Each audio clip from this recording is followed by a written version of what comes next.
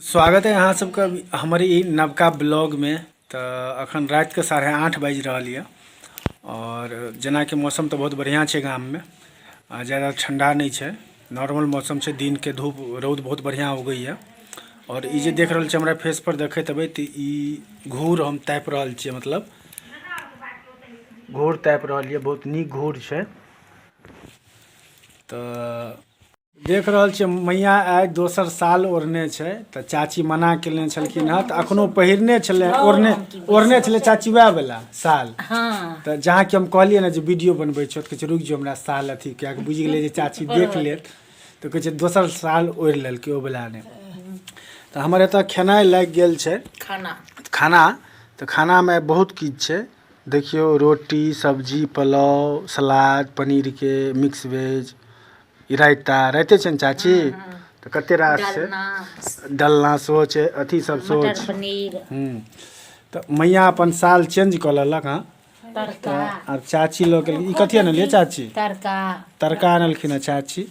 चलू तड़का खा ले, आब खाना खा लै छी आ खाना खेलाके बाद अहाँ सबसे फेर अहाँ सब देखियो हमर दियादनी छथिन बड़की दीदी, खाना लऽ के एलखिन हँ।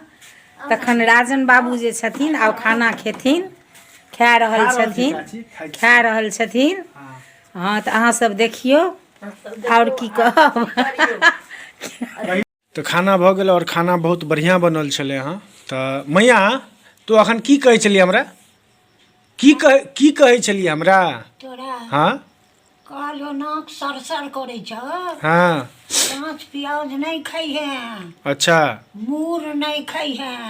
अच्छा कांच ई सब सब्जी में कहिया वो बहुत ठंडा होय छै। अच्छा से कहे छी कतबो दवाई खेबे आ वो जे प्याज कांच खेबे मूर तो नहीं छोड़ से कहलियो। अच्छा तो अखन हमरा कनी सर्दी भऽ गेल छलै, कनी ढंग से सर्दी कफ तफ सेहो भऽ गेल छलै, तो दवाई अखन खा रहल छै 10-12 दिन से।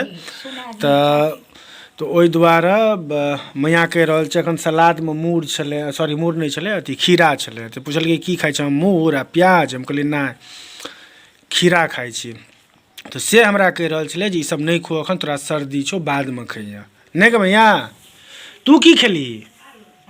तू की खेला? हम भुजिया रोटी। अच्छा भुजिया रोटी। रात कने हम एकदम शॉर्टकट में चले।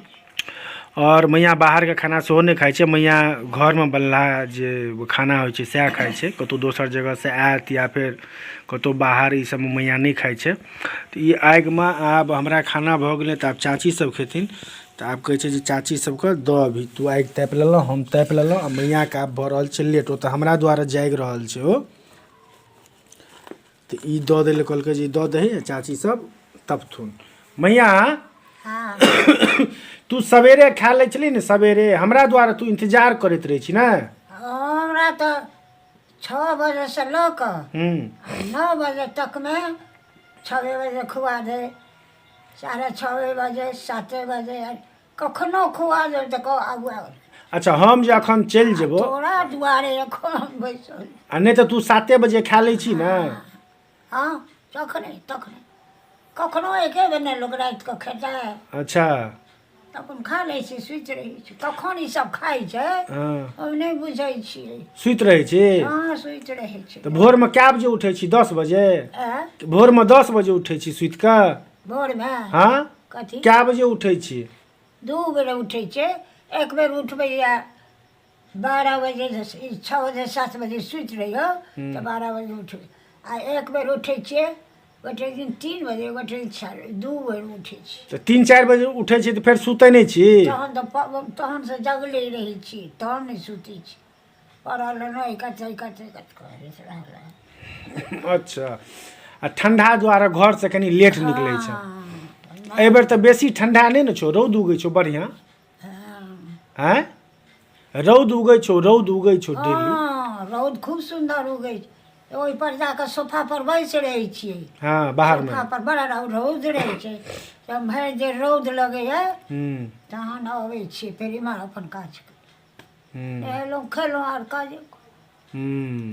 तो मैया अपन रौद अखन रहे छै तो जाके अपन बैस रहे छै दुआर पर, सोफा लागल छै ओहि पर, तो रौद बहुत बढ़िया आबै छै।